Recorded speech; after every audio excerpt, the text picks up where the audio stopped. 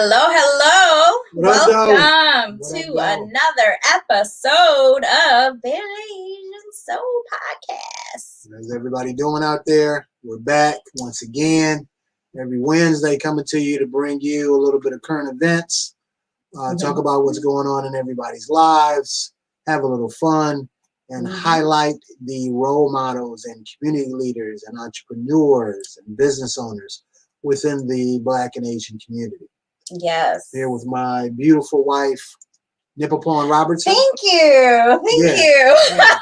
Let's hit this right quick before we get into this. All right. What? So He's not wearing a dirty jacket, by the way. I'm dressed. Usually what I do is I wear whatever I wore to work that day. I just, take off my jacket, relax, come in when we do the podcast, I throw back on my jacket, and we go to work. 3 minutes before the podcast started, my wife said, "Oh man, I would love something to drink, just in case I get to talking a lot in here." So I said, "Cool, what you want?" I said, "I don't know, maybe a glass of wine or some champagne." Me being the ever dutiful husband, I said, "Okay, pop a bottle of champagne for you." Pop the bottle of champagne, and it's everywhere. It's everywhere on my. I ain't got time to change. We going in 2 minutes. It's everywhere on my jacket. All right, so I'm gonna take off this jacket, but I just want y'all to know that you don't have to take it off. Then I ain't about to be sitting up in no wet jacket doing this. You just wanted to share the things that husbands do for their wives that go unnoticed. Man, you do not know. I appreciate it. Happy anniversary! We just made 13 years yesterday, you guys. Yes. We had an amazing anniversary this past weekend with our family members. Yeah, no doubt. And celebrated with them. It was a good time. You know what I'm saying? 13 years is a long time. Like my wife said, over a decade. It is. She used that as her catchphrase now. So whenever I'm mad or I have a disagreement with her, she be like, "Boy, we've been together over a decade. What are you talking about?" And that's her catchphrase now. So, kind of is what it is. Thank you, Miss Tabitha. Yes, 13 years is a long time. Man, like I said, I will be writing my book. So y'all just keep on the lookout for my book because I will be putting it together. But it's good. You know what I'm saying? This is the woman that has my heart, for better or for worse, forever and a day. Thank you. That's how it's going to roll. We do have our guest speaker, but just wanted to take a small time out to discuss what has happened since our last podcast. A young gentleman lost his life due to the only thing that I can say is negligence of the officer. Yes. From a best case scenario, it was negligence. Worst case scenario, it was racial profiling, and she targeted that man. We don't know because we don't know exactly what was in her heart at the time. But at the very least, there should be a negligent homicide conviction, I believe, because in the role that you play as a police officer, and believe me, police officers have it hard. Don't get me wrong. It's a very hard job. It takes a special type of person to be a police officer because you are truly a public servant when you are a police officer. With that being said, you have an immense amount of power as a law enforcement officer as well. And some people abuse their power. Yes, and even if it was an abuse, right. You can't if you do something, whether intentional or not, to cause the death of another person, and the onus squarely falls on you, then some type of punishment has to be levied. If I shot someone and said I didn't mean it, and I was grabbing something else and the gun went off, and I would still be charged with negligent homicide, and 9 times out of 10 I would be convicted because I caused this person's death. Or like my cousin said earlier when we had lunch, she said Pawn, because my family calls me Pawn. If I put poison in your food accidentally thinking it's pepper and I fed it to you, I would get in trouble for it. Yes. So yes, praying for the young man's parents. I watched the mom speak, and oh my goodness, I was in tears with her. I was in tears watching her because I could feel the brokenness, the broken heart through what she was saying on there. That was her baby. I couldn't imagine being a mother in her shoes and having to hear that happened to one of our kids. Yeah, it's very depressing, especially in light of what's going on with the pandemic and you know, just what's going on in people's lives. It just it is heartbreaking to hear someone so young in their life being taken over a quote unquote accident. So everybody out there, prayers up for their family. And you know, for those ladies that comment stuff like, well, if these people would just listen to the cops, he'd probably still be alive. Well, you know, there are certain people who are listening to the cops and they still get shot, or they're complying with the law and they still lose their life. So it's kind of a catch-22, you know, if you ask me. And for her to say something like that, that was inappropriate. Yeah, just like the gentleman who was reaching for his wallet. Exactly. The officer asked him for his wallet. He went for his wallet. And he still got shot, you know, so. And my thing is, I don't care what you believe as far as whether or not he should have complied or whatever the case may be. Life was lost. Bottom line. Nothing he did that day warrant deadly force. That he should have been killed. Exactly. That's just my 2 cents. Yeah. But I did want to address that because that was something that kind of was heavy on my heart. Yes. Another thing, and this is just something for people to think about. And I'm trying to think of who said, Michael Jai White, Black actor, martial arts expert. He played Spawn, I think. But anyway, he was on Vlad TV and he was talking about what's going on in the world. And he said, it's funny about Black Lives Matter. Right now, he's championing Asian hate, that hashtag. You know, so he's championing that. A lot of people are championing that. Right. And we're championing that because it's definitely something that is heinous that is going on as far as the Asian community is concerned. Exactly. But he said he hasn't heard one person, one Fox News commentator, or anybody say it's not Asian hate, it's stop all hate. Nobody said that, you know. But when Black Lives Matter was out, everybody said it's not Black Lives Matter, it's all lives matter. So what is the difference? You know, you guys know you would get ridiculed if you came out right now and said it's not stop Asian hate, it's stop all hate. If you said that right now, you would be ridiculed, and it would be good reason for you to be ridiculed. So why is it different for Black Lives Matter? Why is that? Why was that? The people championed all lives matter as opposed to Black Lives Matter, and really voice their opinion on that. I don't hear too many people saying anything right now. So just something to ponder, something to think about. When he said that in his interview, it gave me pause because he's absolutely right. So something to think about when you're out there and you are, you know, giving positive vibes and negative vibes for any given movement. Ask yourself why you're giving those vibes out. Now, we will get our guest speaker on. I'm gonna let my wife take the cue here because this is a personal friend of hers, and she's gonna talk about her many entrepreneurial ventures and what she's doing and how she got there. And we're gonna give her the love. Yes. So on a lighter note, something to celebrate. Another minority entrepreneur, Miss Tina Green, is going to come on here and she is going to share with us her journey to entrepreneurship and also tell us a little bit more about her company, Goldwing Express LLC, as well as share a little bit about what she is doing to give back to the community as far as ending homelessness and hunger in the Elgin area. So without further ado, we present to you Miss Tina Green with Goldwing Express. All right. Oh. Hello. Hello. What's going on? How are you? Hello, Miss Green. How are you today? I'm okay, and it's good to see you. Thank you. Thank you so much for the opportunity. You are definitely welcome. So tell people, we have up here Goldwing Express LLC. tell them what is Go Wing Express.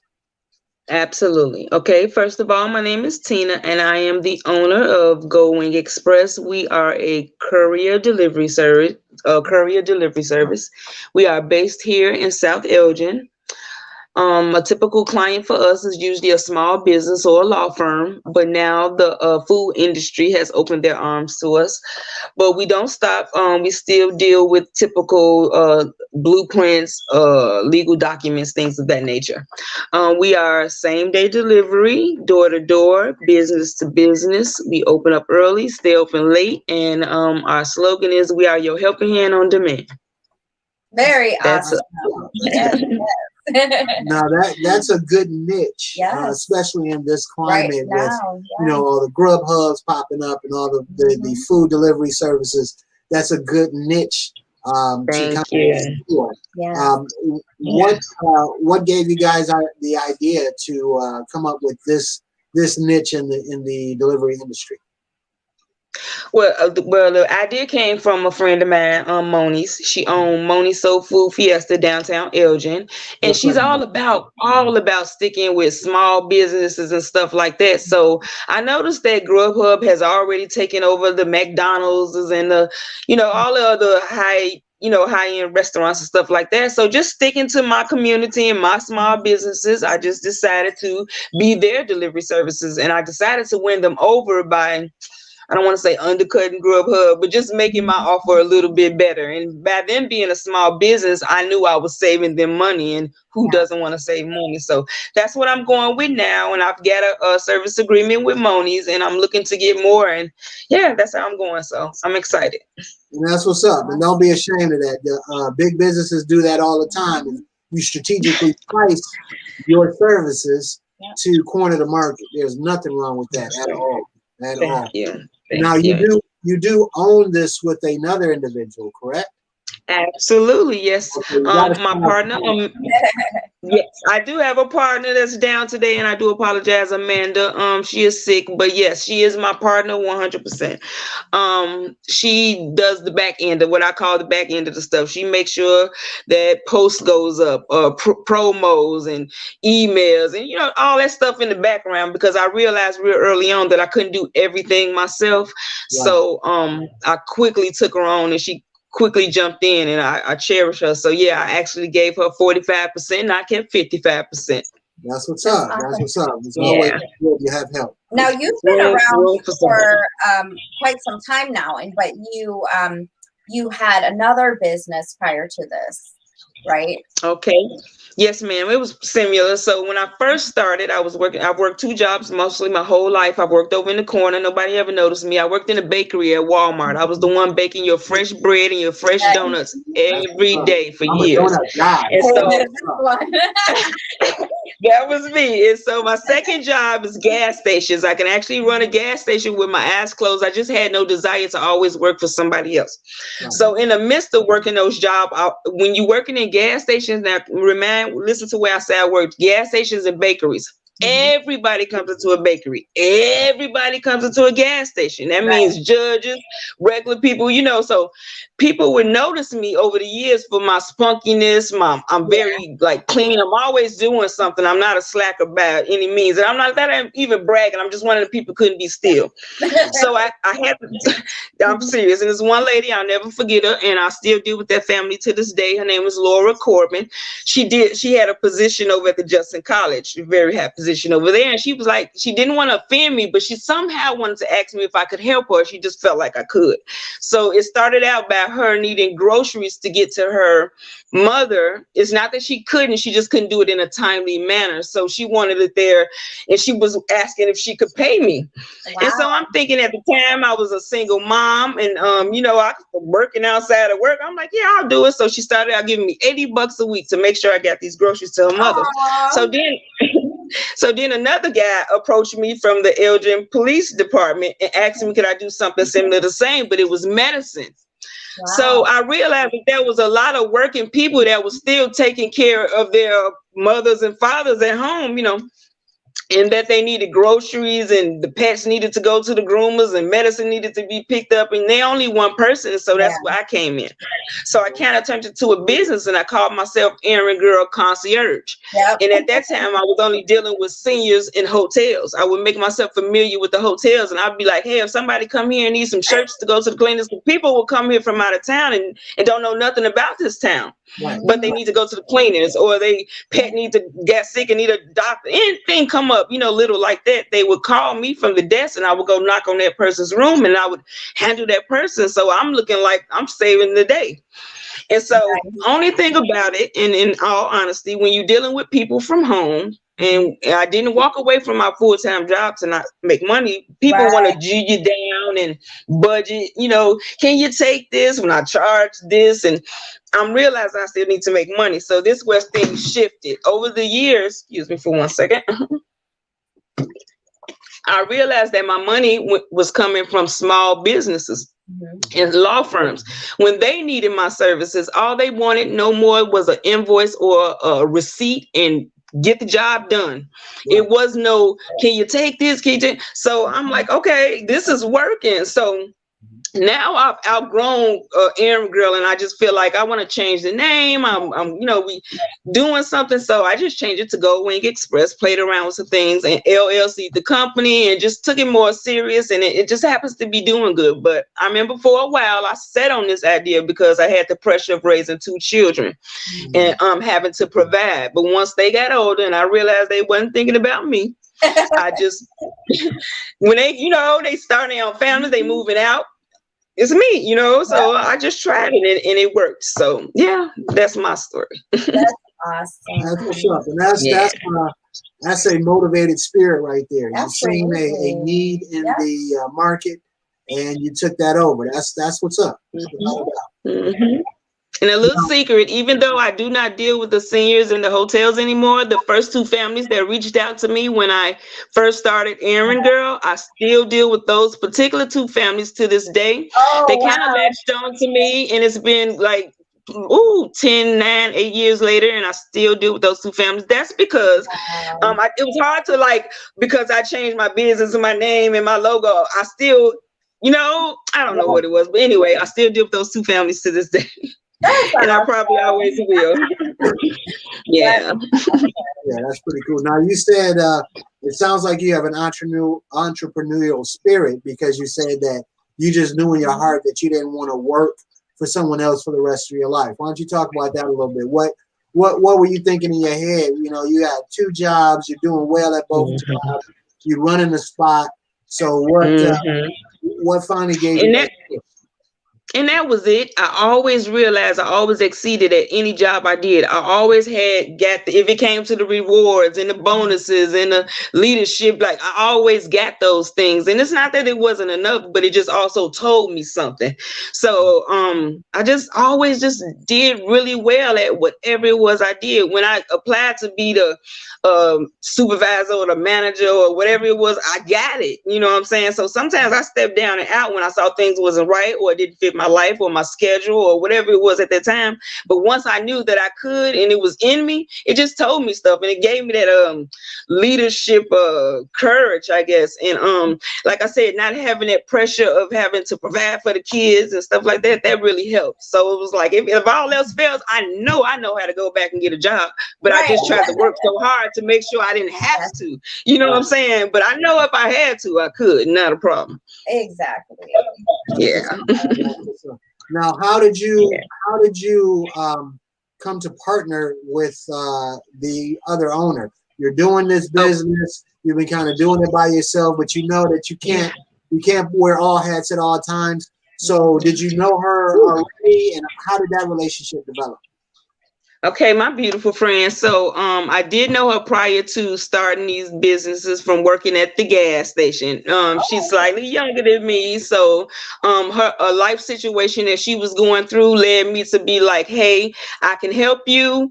At the time, I didn't have much, but I had more to offer her at the time. So anyway, I let her move in long enough to get on her feet. And when she did, I helped her move out into a new place and stuff like that. And we just never stopped being friends. It was at a time where I just felt like she needed somebody to be strong, and I was strong. It was like she was doubting herself. Let's just say that. And I'm like, I felt like what she felt like she was going through, I felt like as a woman, we had been going through for years, like being a single parent, or I can't do that. I'm stuck with 2 kids. I'm like, girl, look, you can do this.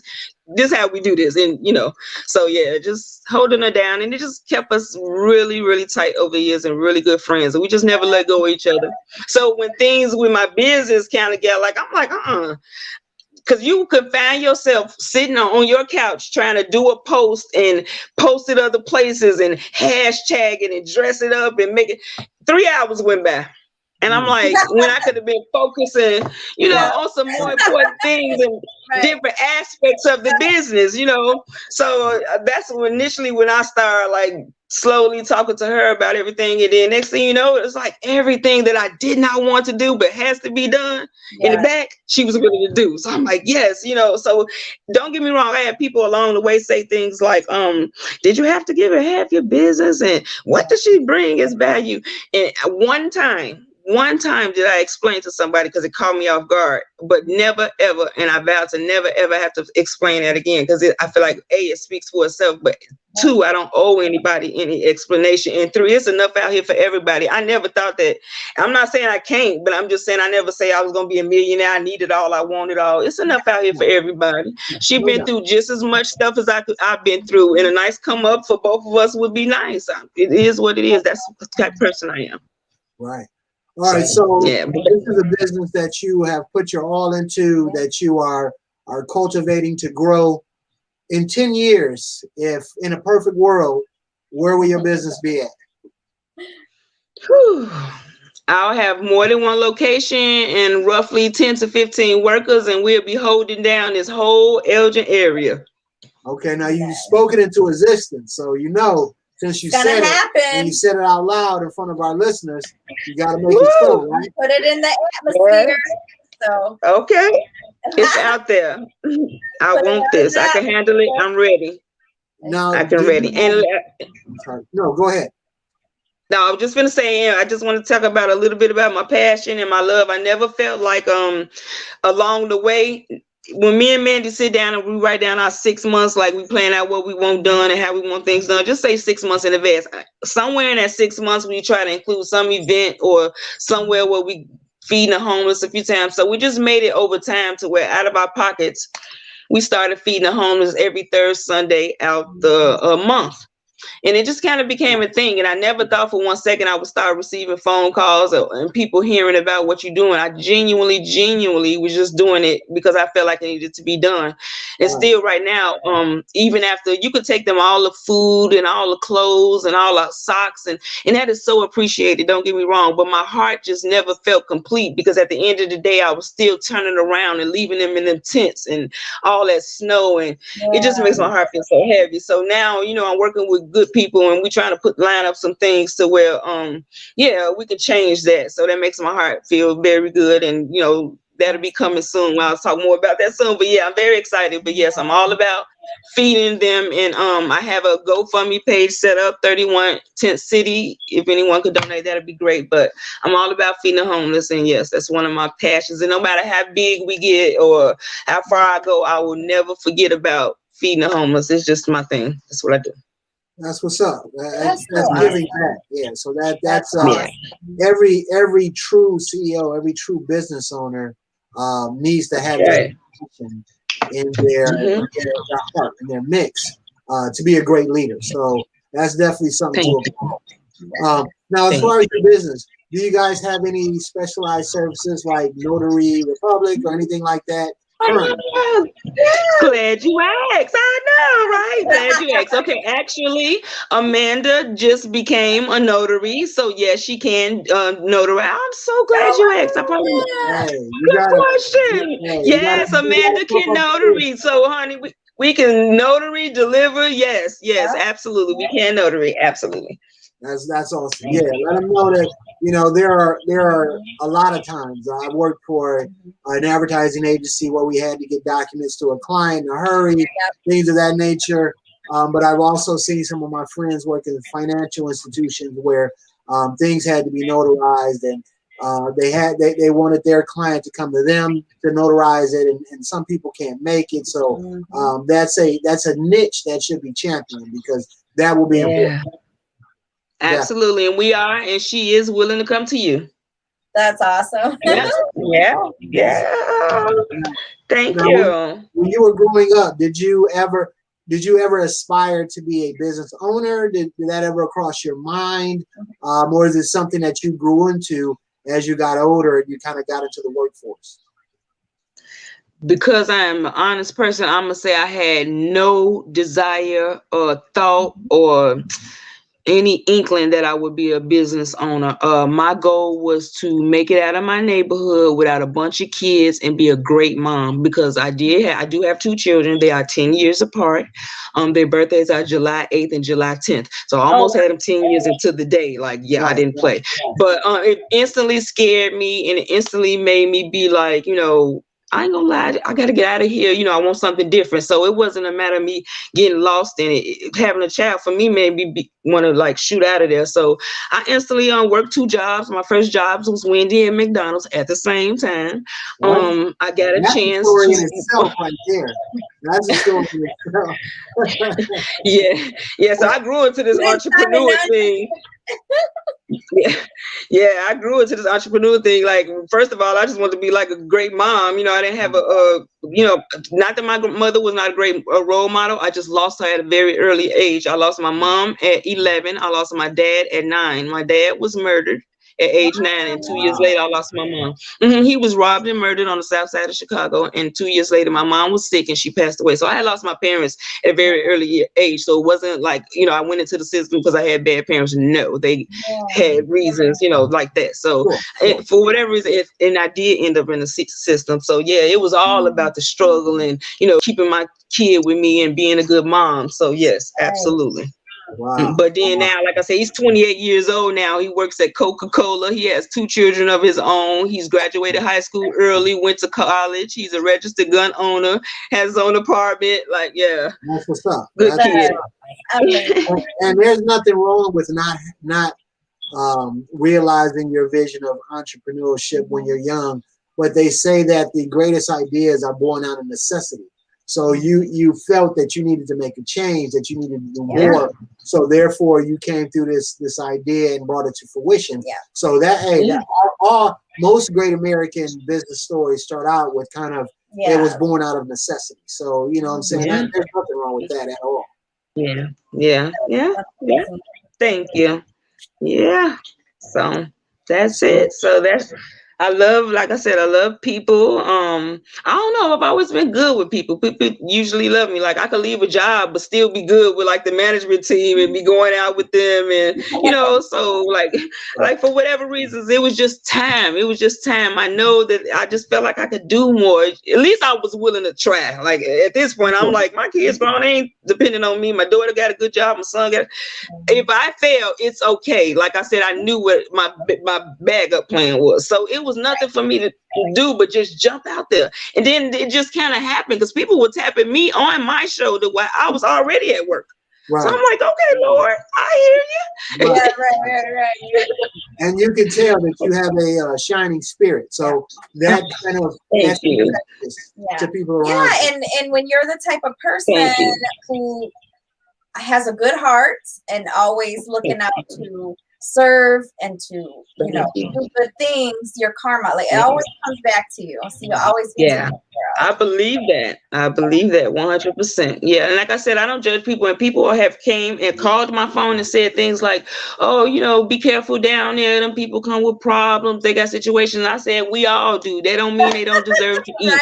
It's not my choice or my job to judge them. And don't get me wrong, I have gave them my personal cards and be like, if you need more food or more socks, call me. So they done found the way to like go to the liquor store across the street or in a little store, and they'll let them use the phone and call me, and they'll be like, can you bring me food today? Can you bring me? And I'll take it. I don't care. I'll still do that today. I do that at least a couple of days out the week. So the store knows me very well. And sometimes I'll buy like dry foods that can stay behind the counter, noodles or things like that. And I'll tell them in case I'm not around or they need something immediately. And she'll pass it out. And if it runs out, I'll buy more. But I buy it out the store. So that gives them money too. You know what I'm saying? And I leave it behind the counter. And, I try to do little things like that. I would not have thought of that. That is amazing. Yeah. And believe it or not, the food goes. That's a good idea. So all of our listeners tonight, if you want to do something great, buy stuff or give credit to the store and say if somebody needs something. 31 and 31 down. I know everybody knows about J&J Peppers on 31, Route 31 across the street from the train. It's a popular store called J&J Peppers. That's where I buy the food, leave it, and that's where they go. That's where they call me. That's where I go meet them. And I wish that if I can get donations, I would love to get rooms for them. And I have a place that'll take them in. So that's my goal for now until I can get them more permanent house and what we got planned. But I would love to sometimes take them to a room and get them a nice bed for a night or two. So donations, if you can, thank you. Yes. That's what's up. Shout that out because that's a very worthwhile cause to do. So if anybody's out there has some money, has food, whatever you got, if you're able to give it because it's a worthwhile cause. And you have a link also on your website. Absolutely. It's under community. If I'm not, Express. I'm under community. You can find it. Yeah. Okay. That's what's up. Thank you. So let me ask you, while wrapping up, if there's anyone out there, especially a woman, because woman empowerment, when a woman sees another woman doing something, that's very empowering. So if there's a woman out there who is thinking of starting their own business, but they're a little hesitant, they don't, they're scared to kind of make that initial leap of faith. You as someone who has been successful in that journey, what would you tell them if they're watching? Do it. Absolutely do it. Because it goes back to one simple thing. Nothing beats a failure but a try. If it doesn't work, then it absolutely doesn't work. But you will always, always wonder what if. So it goes back to that. Nothing beats a failure but a try. So do it. Absolutely. So very inspiring word. Very much so. Definitely. Very much so. Do you have anything else for this beautiful young lady here? Is there anything else that we missed out, Miss Tina, that you would like? I just want to tell the world and let people know how wonderful you are and what you do is such a blessing. And I appreciate you and I for even thinking about me. So again, thank you. Thank you so much. It is our pleasure. We love to highlight people who are doing great to the community, and you are one of the heroes, that unsung heroes that are giving back to the community, and we wanted to give you the spotlight so that if there is anyone else who wants to reach out a hand, I know your slogan is your helping hand on demand. Your helping hand on demand. So we want to extend that back to you and be your helping hand on demand, as well as our listeners. If there is anyone on here that are listening to the voice of my voice right now, donate to the cause. It is, it's really something amazing that Tina is doing without any recognition. Like she's just going above and beyond, and it's just amazing. You know? And I knew about your business because of the interaction with my wife as far as your business is concerned. But the part about your community service that you do highlights the point more of why we get community leaders and role models and entrepreneurs on the show, because make no mistake, even though you are an entrepreneur, you're a community leader also.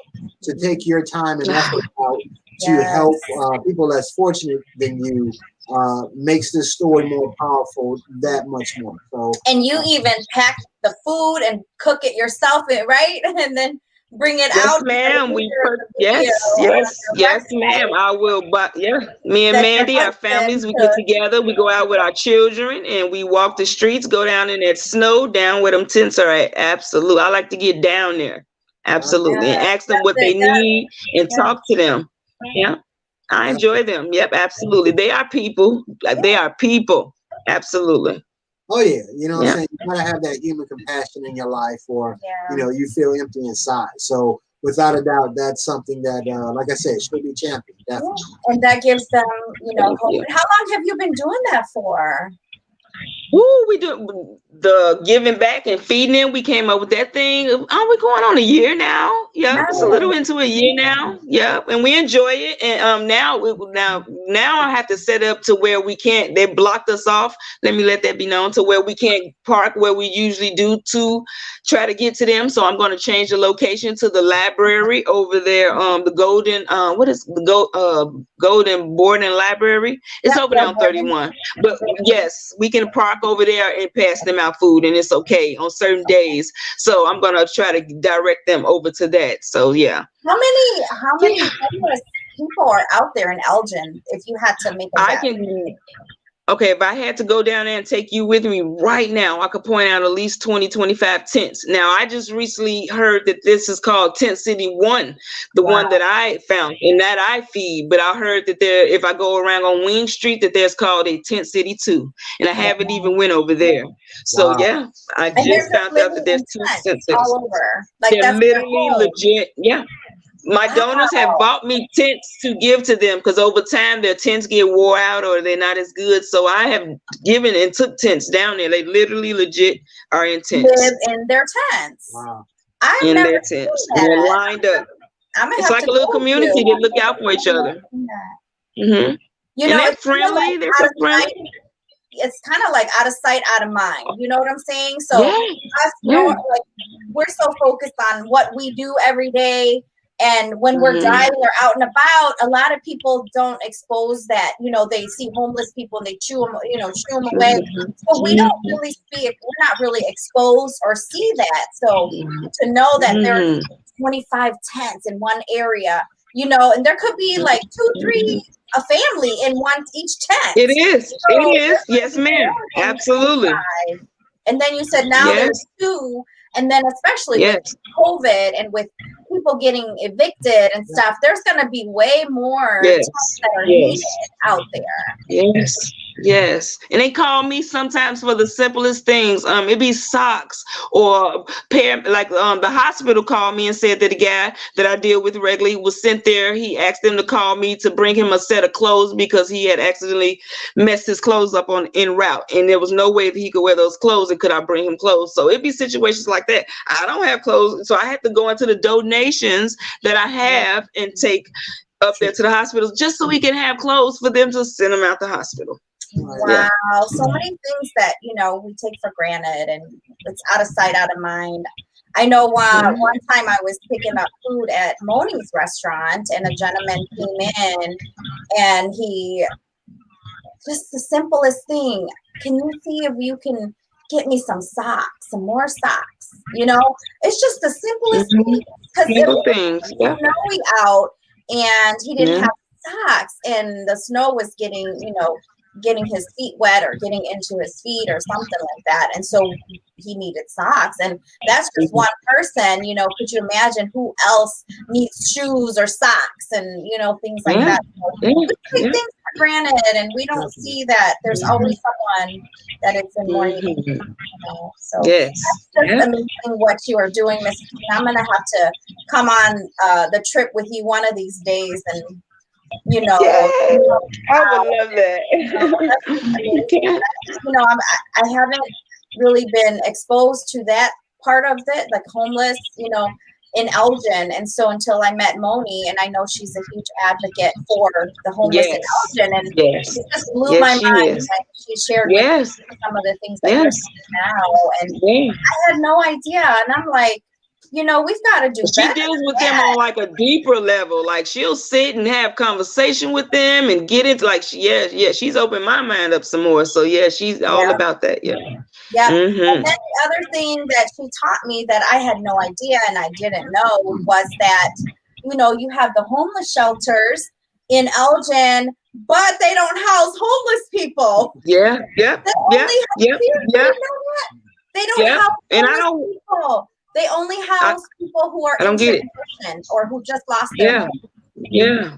Yeah, and then you know some of these people, I had a guy come to me and I had to reach out to a donor because the only thing that was stopping him from getting a job was some steel toe boots. Sometimes it'd be stopping them from, not that they don't want to do nothing, they don't know how to go about getting an ID or getting a birth certificate or this, so they can get a piece of ID or a pair of boots. So you would not believe. That's why I say you can't. It's one thing to just feed them and clothes. You talk to them because and ask them genuinely what they need. They have genuine, everyday, simple needs. And how could you not? How could you not?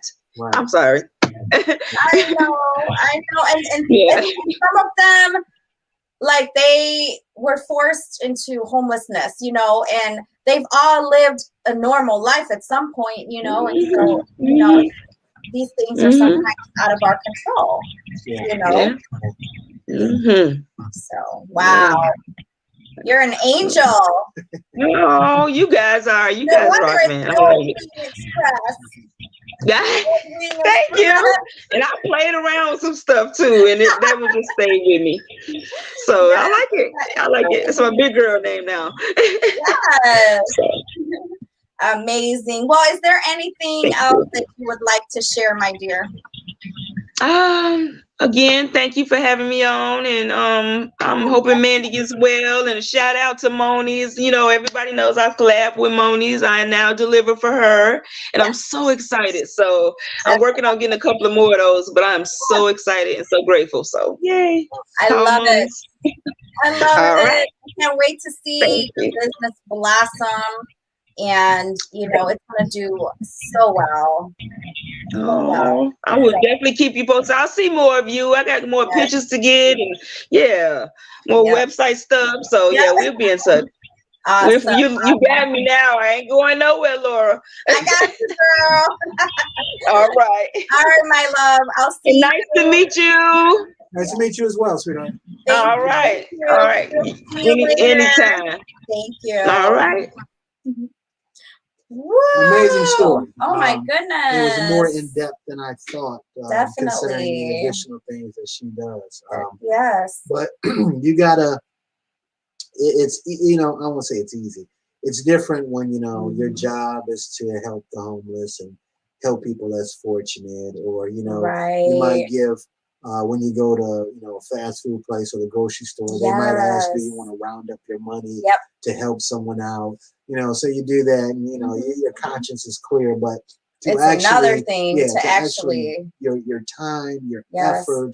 You know, when I'm quite sure that when she's through with her business, she's tired. She got kids, but yet and still she takes the time and effort out to help those less fortunate. So that is, you know, to me that's amazing. You know, so that is unsung heroes out there. You know, without a doubt. That's something to champion. Definitely. That's something to, and it's also a cause for introspection. If with kids and her own business and all the things in her life, she's able to take time out to help someone.